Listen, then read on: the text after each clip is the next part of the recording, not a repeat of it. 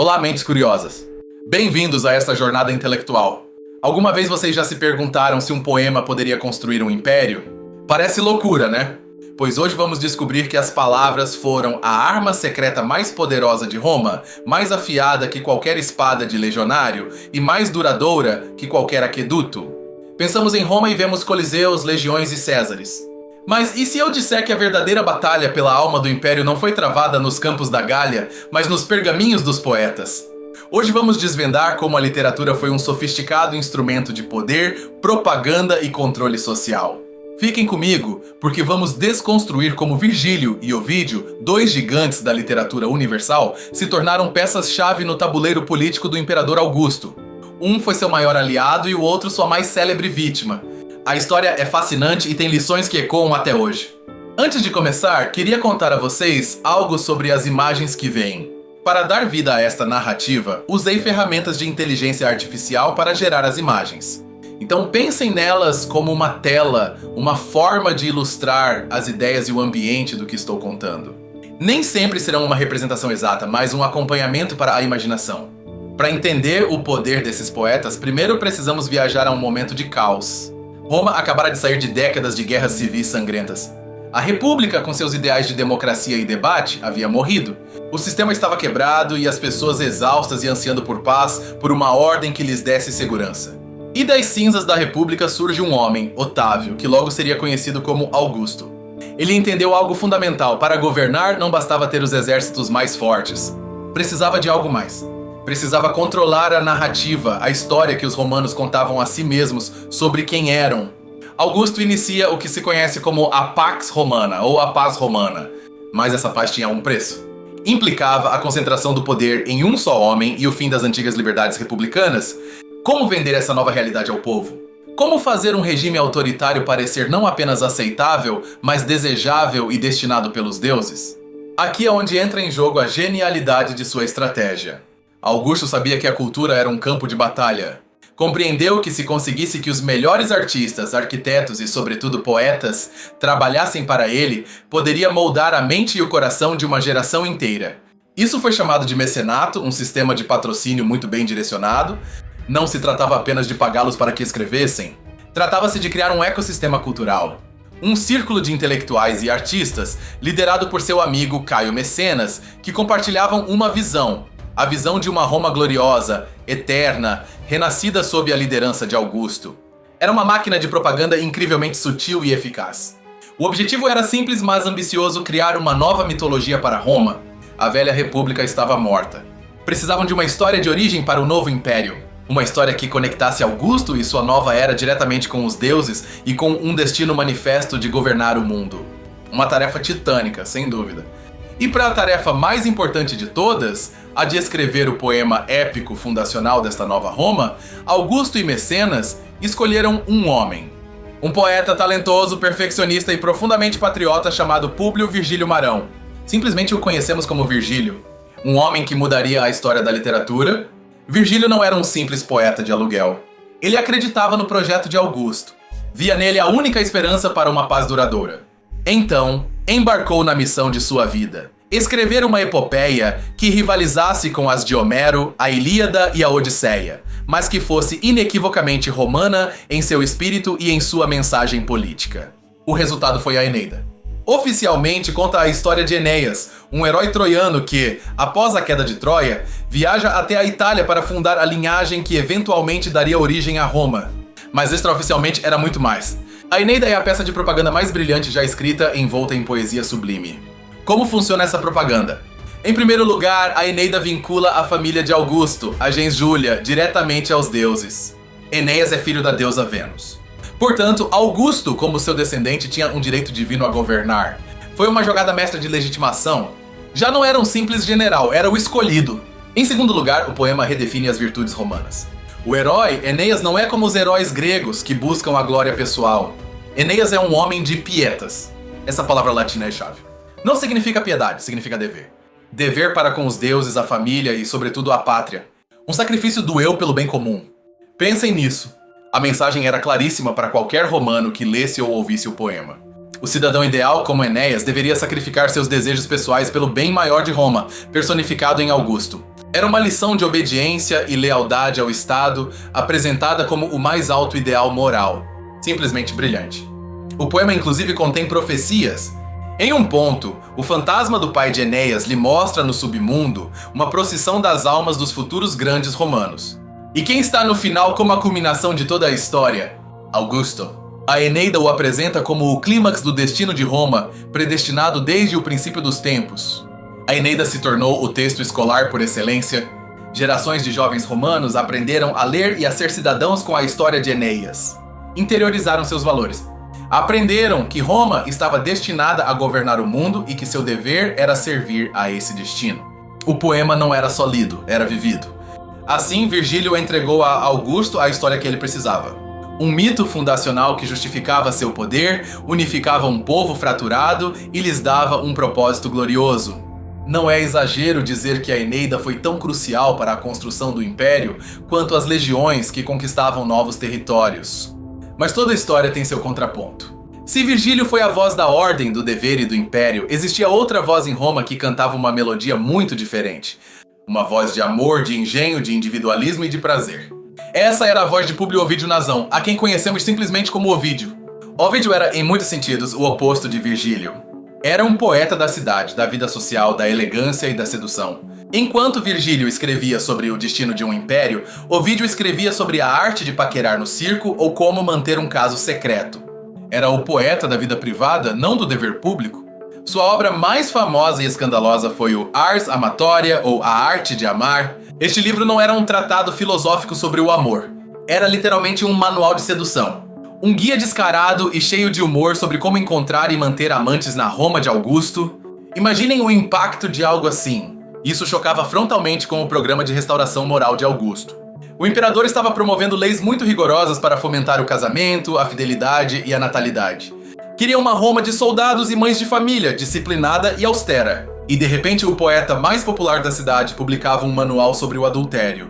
A poesia de Ovídio representava tudo o que Augusto tentava suprimir.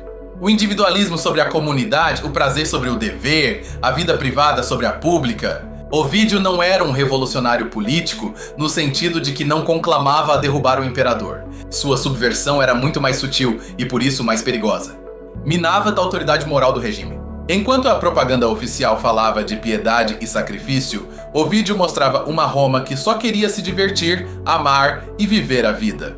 Estava criando uma contranarrativa, uma versão alternativa do que significava ser romano, e as pessoas, especialmente os jovens e a elite, o adoravam. Durante um tempo, o imperador e o poeta coexistiram em uma espécie de trégua incômoda. Ovídio era popular demais para ser ignorado, e Augusto, talvez, seguro demais de seu poder. Mas essa trégua estava destinada a se romper da maneira mais dramática possível. Algo iria acontecer que mudaria a vida de Ovídio para sempre. No ano 8 d.C., Augusto agiu. Sem julgamento, sem direito a se defender, Ovídio foi exilado por decreto imperial para o lugar mais remoto e desolado do império. Tomis, uma cidade portuária no Mar Negro, no que hoje é a Romênia. Para um homem como Ovídio, amante da sofisticação de Roma, foi uma sentença de morte em vida. Por quê? Qual foi o crime? Ovídio mesmo nos dá a resposta em seus poemas do exílio, os Trisha. Ele diz que foi castigado por Carmen et Error, ou seja, um poema e um erro. O poema era, sem dúvida, A Arte de Amar, que Augusto usou como justificativa pública para sua condenação, acusando-o de corromper a juventude. Mas o poema era apenas uma desculpa. O verdadeiro motivo era o erro. Ovídio diz que viu algo que não deveria ter visto. Os historiadores debateram por séculos o que poderia ter sido. A teoria mais aceita é que ele se envolveu, talvez involuntariamente, em um escândalo sexual que afetava a própria família do imperador, possivelmente sua neta Júlia. Imaginem a situação. Ovídio, o autor do manual de adultério mais famoso de Roma, se torna testemunha de um adultério no topo do poder. Um adultério que fazia toda a campanha moral de Augusto parecer hipócrita. O poeta havia se tornado um problema político de primeira ordem. Ele sabia demais. O exílio de Ovídio é uma lição brutal sobre os limites da liberdade artística sob um regime autoritário. Demonstrou que não importava quão famoso ou querido você fosse. Se sua arte ou seu conhecimento desafiassem a narrativa oficial do poder, você seria silenciado. O império que Virgílio ajudou a construir com sua pena, agora usava seu poder para quebrar a pena de outro. Do exílio, Ovídio escreveu poemas dilacerantes, suplicando o perdão que nunca chegaria. Morreu em Tomis, longe da cidade que amava e que havia sido o centro de seu universo poético. Seu destino serve como um lembrete perpétuo do choque entre a arte e o poder, uma tensão que continua relevante hoje. Então, o que nos ensina essa história de dois poetas? Nos mostra que a literatura nunca é só entretenimento. Sempre está inserida em um contexto de poder. Pode ser uma ferramenta para reforçar o status quo, para dar uma pátina de glória a um regime, como no caso de Virgílio, ou pode ser um espaço de resistência. A arte pode ser uma forma de questionar, de ironizar, de oferecer visões alternativas da vida que minam as narrativas oficiais. O caso de Ovídio nos ensina que mesmo a poesia sobre o amor pode ser profundamente política, porque defende um espaço de liberdade pessoal diante das demandas do Estado. A imitação e a inovação são chaves aqui. Virgílio imitou Homero para inovar, criando uma epopeia nacional com um propósito político claro. Ovídio pegou os gêneros poéticos existentes e os inovou, preenchendo-os com uma voz pessoal, irônica e moderna que desafiava as expectativas. Ambos usaram o passado para falar ao seu presente. No final, a literatura do Império de Augusto nos deixa um legado complexo. Por um lado, obras-primas como a Eneida que moldaram a cultura ocidental por 2 milênios. Por outro, a sombra do exílio de Ovídio, que nos adverte sobre os perigos da censura e da intolerância do poder absoluto. É uma história que se repetiu inúmeras vezes. Artistas que servem ao poder e artistas que o desafiam. Dos menestréis nas cortes medievais, aos cineastas de Hollywood ou aos romancistas em regimes totalitários, a pergunta sobre qual é o papel do artista na sociedade continua a mesma. Então, da próxima vez que lerem um clássico, virem um filme ou ouvirem uma canção, perguntem-se: que narrativa está construindo? A que interesse serve? A que poder está reforçando ou talvez a que poder está ousando desafiar? Porque, como Roma nos ensinou, as histórias que contamos são o campo de batalha pela nossa alma. A literatura romana, com seu brilho e suas sombras, nos demonstra que as palavras têm um peso imenso. Podem legitimar um imperador, definir a identidade de uma nação ou condenar um homem ao exílio. Nunca subestimem o poder de um bom verso. Pode ser mais revolucionário do que imaginam. Em resumo, Augusto precisava consolidar um poder que havia nascido da guerra civil. Não bastavam as legiões, ele precisava de uma justificativa divina, um relato épico que o colocasse no centro do destino de Roma. Precisava que os corações e as mentes seguissem suas espadas, e para isso precisava dos poetas. Virgílio aceitou o desafio, não como um simples propagandista, mas como um crente. Viu na ordem de Augusto a única saída para o caos. Sua Eneida, então, não é apenas uma encomenda. É a obra de um homem convencido de que estava ajudando a construir um mundo melhor, mais pacífico e ordenado, mesmo que isso significasse sacrificar antigas liberdades. O poema é um espelho dos valores que Augusto queria impor. O protagonista, Enéas, abandona a mulher que ama, a rainha Dido, para cumprir sua missão. A mensagem é clara: o dever está acima do amor pessoal, a razão de Estado acima da felicidade individual. Uma ideia fundamental para a mentalidade imperial que estava sendo forjada. Por outro lado, Ovídio representava a herança da república que resistia a morrer.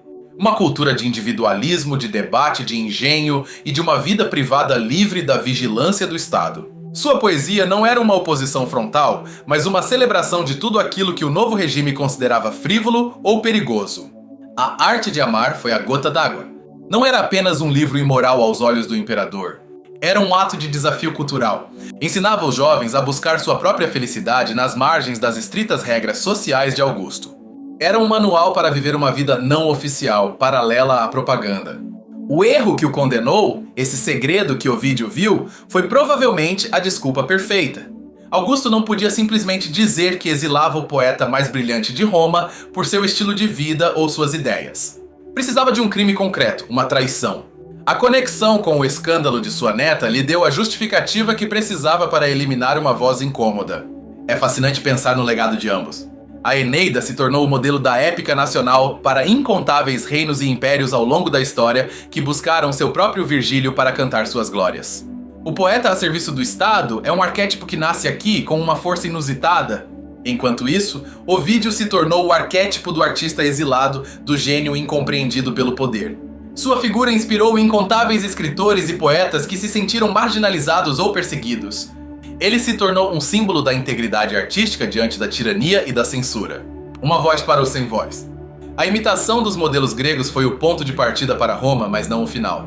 Os romanos não copiavam, absorviam e transformavam. Virgílio pega Homero e o transforma em algo novo, um poema com uma agenda política romana. Ovídio pega a elegia amorosa grega e a preenche com uma ironia e uma psicologia puramente latinas. Essa tensão entre imitação e inovação é o motor de grande parte da criatividade humana. Olhamos para o passado, aprendemos com os mestres, mas para sermos relevantes devemos adicionar nossa própria voz, nossa própria perspectiva, adaptando as velhas formas para falar de nossas novas realidades. Roma foi mestra nesta arte da adaptação. Poderíamos dizer que Augusto foi o primeiro grande produtor de conteúdo da história. Ele entendeu a importância da marca, do storytelling, que é uma palavra muito moderna para contar histórias. Queria que a marca Roma se associasse à piedade, ao destino e à paz, e usou os melhores criadores de seu tempo para conseguir isso. A voz da república que sobrevive nesses poetas é paradoxalmente uma voz que reflete sobre sua própria perda. Em Virgílio sente-se a nostalgia por uma Itália rural e simples que a guerra civil destruiu. Em Ovídio celebra-se a liberdade individual que o principado de Augusto estava limitando cada vez mais. A literatura, mesmo quando serve ao poder, muitas vezes deixa escapar essas rachaduras de melancolia ou de ironia. Os grandes artistas, por mais controlados que estejam, raramente são unidimensionais. Na Eneida, por exemplo, há momentos de profunda tristeza e dúvida no herói Enéas que complicam a leitura puramente propagandística. Essas complexidades são as que fazem com que estas obras continuem fascinantes. Não são panfletos. São criações humanas incrivelmente ricas, nascidas de um momento histórico de uma intensidade brutal. Um momento em que o futuro do mundo conhecido estava sendo decidido e os poetas estavam no centro dessa decisão. O poder de Roma não residia apenas em seus aquedutos ou suas calçadas, mas em sua capacidade de exportar uma ideia de si mesma. E essa ideia foi construída com palavras, com versos, com mitos. A Eneida foi, de certa forma, o software cultural que rodou sobre o hardware das legiões e da administração romana, unificando um império diverso. Enquanto o desafio de Ovídio nos lembra que o espírito humano sempre buscará espaços para a expressão pessoal, para o jogo, para o amor e para a beleza pela beleza em si, mesmo nos impérios mais vigiados. A literatura pode ser o refúgio de nossa humanidade mais íntima. A história de Roma e seus poetas não é apenas uma lição de história. É um espelho. Nos obriga a olhar para a nossa própria cultura e a nos perguntar que mitos estamos construindo hoje. Quem são nossos Virgílios cantando as glórias do sistema? E talvez mais importante, quem são nossos Ovídios e que preço pagam por sua voz? Virgílio, a propósito, morreu antes de poder dar a revisão final à Eneida. Em seu leito de morte pediu que o manuscrito fosse queimado. Não se sentia satisfeito, acreditava que não era perfeito.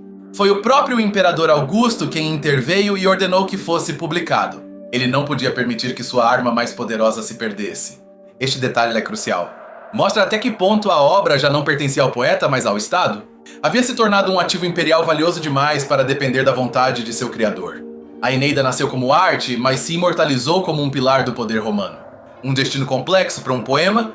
Por outro lado, a obra-prima de Ovídio, as Metamorfoses, um brilhante e às vezes obscuro reconto dos mitos gregos e romanos, sobrevive como um testamento à pura alegria de contar histórias. É um universo de transformações constantes, onde nada é fixo, uma ideia que em si mesma é um antídoto contra a rigidez do poder imperial.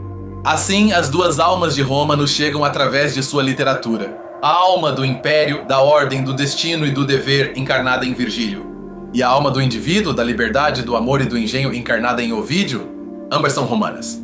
E ambas são, em última instância, humanas. O poder sempre buscou controlar a narrativa, dos faraós que inscreviam suas façanhas em pedra aos governos modernos com seus gabinetes de comunicação. A estratégia de Augusto foi simplesmente uma das versões mais sofisticadas e bem-sucedidas dessa eterna aspiração, criar uma realidade através das palavras. E a literatura, por sua vez, sempre foi um espaço de negociação com esse poder. Às vezes colaborando, às vezes resistindo, às vezes simplesmente ignorando, para explorar as verdades da condição humana. Este duo dinâmico, Virgílio e Ovídio, personifica esse eterno dilema do criador diante da autoridade. O estudo da literatura clássica não é um exercício empoeirado de acadêmicos. É uma janela para a mecânica do poder, para a construção da identidade social e para as grandes perguntas sobre nosso lugar no mundo. As respostas que os romanos deram a essas perguntas com sua poesia ainda hoje nos questionam. Pensemos no conceito de mos maiorum, os costumes dos ancestrais, que era central na mentalidade romana. Augusto se apresentou como o restaurador dessas antigas virtudes. A Eneida foi a ferramenta perfeita para lembrar às pessoas quais eram essas virtudes, convenientemente redefinidas para apoiar seu regime. Ovídio, em contrapartida, ria dessa solenidade. Seu mundo poético está cheio de deuses que se comportam de maneira caprichosa e muito humana, perseguindo ninfas e enganando suas esposas. Era uma forma de desmistificar a religião oficial do Estado que Augusto estava tentando reviver como um pilar de sua autoridade moral. A voz da República era uma voz polifônica, ou seja, de muitas vozes. Havia debate, dissenso, facções. O Império aspirava a uma só voz, a do imperador, refletida em uma cultura unificada. A literatura da época é o campo de batalha onde essa velha polifonia republicana luta para não ser extinta pela nova monofonia imperial. A genialidade da propaganda augustana foi não parecer propaganda. Estava envolta em arte da mais alta qualidade. Não era um panfleto grosseiro. Era a Eneida. Isso a tornava muito mais persuasiva. As pessoas a abraçavam por sua beleza e, ao fazê-lo, absorviam a mensagem política sem sequer perceber. Em contraste, a honestidade de Ovídio foi sua perdição. Ele não ocultou seu desinteresse pela política e seu amor pelos prazeres da vida.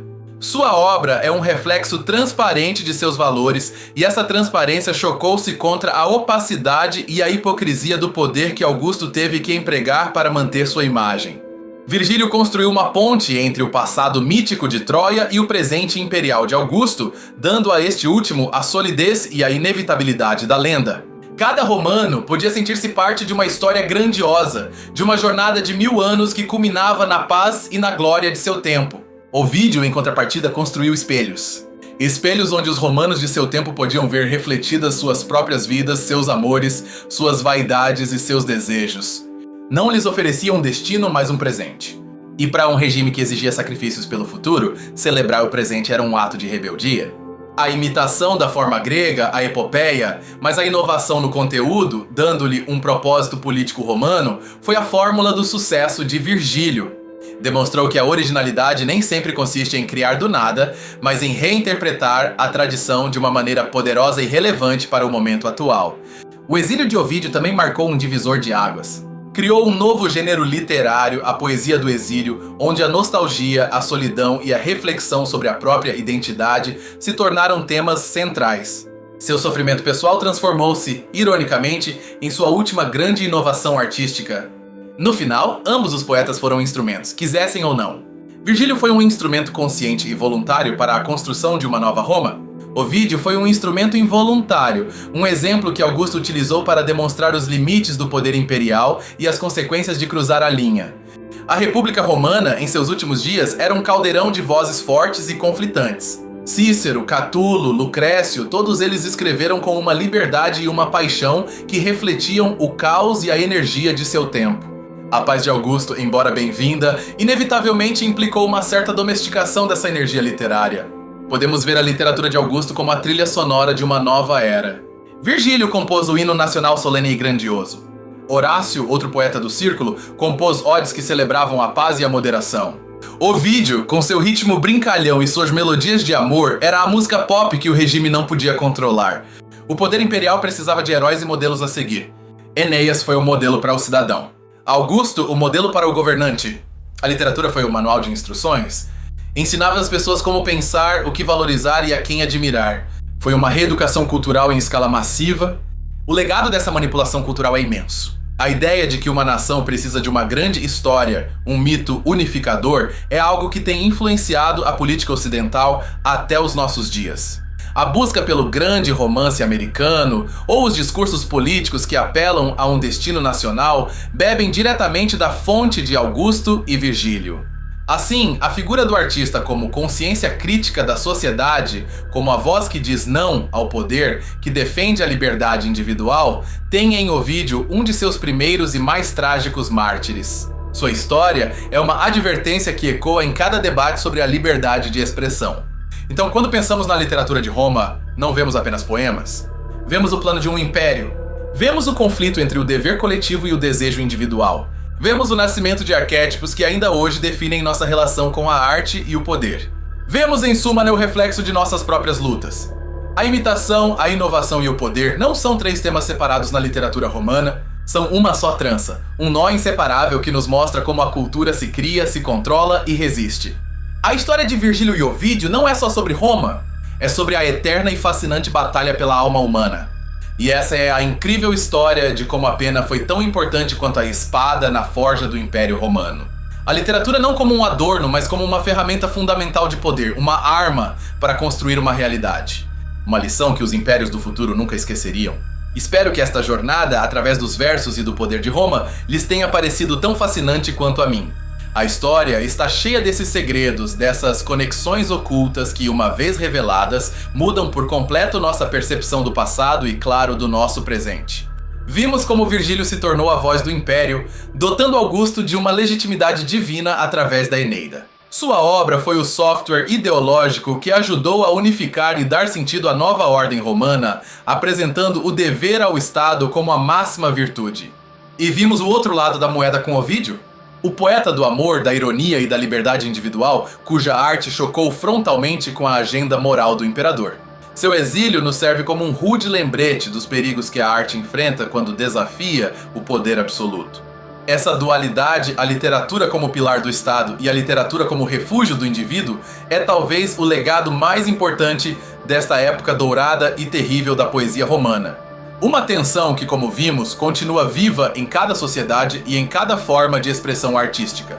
Da próxima vez que se depararem com uma obra de arte que os comova ou os faça pensar, lembrem-se desta história. Perguntem-se sobre o contexto em que foi criada, porque cada poema, cada livro, cada canção é uma peça no grande tabuleiro de xadrez da história e da cultura. É um lembrete de que as humanidades, o estudo da literatura, da arte e da história não são um luxo. São uma ferramenta essencial para entender o mundo, para decodificar as mensagens que recebemos diariamente e para ser cidadãos mais conscientes e críticos. Muito obrigado por me acompanhar nesta análise. Foi um verdadeiro prazer explorar essas ideias com todos vocês e nos mergulhar na complexidade da antiga Roma. Sua curiosidade é o que torna este espaço possível e agradeço de todo o coração. Agora eu adoraria saber o que vocês pensam. Acreditam que hoje em dia a literatura ou o cinema continuam sendo usados como uma arma de poder de forma tão eficaz? Que artista atual vocês acham que representa melhor o espírito de Ovídio, desafiando as narrativas dominantes? Deixem suas teorias nos comentários. Se vocês gostaram deste vídeo e querem mais segredos ocultos da história e da literatura, não se esqueçam de se inscrever no canal e ativar o sininho. Seu apoio é fundamental para continuar criando conteúdo como este. Nos vemos na próxima Jornada Intelectual.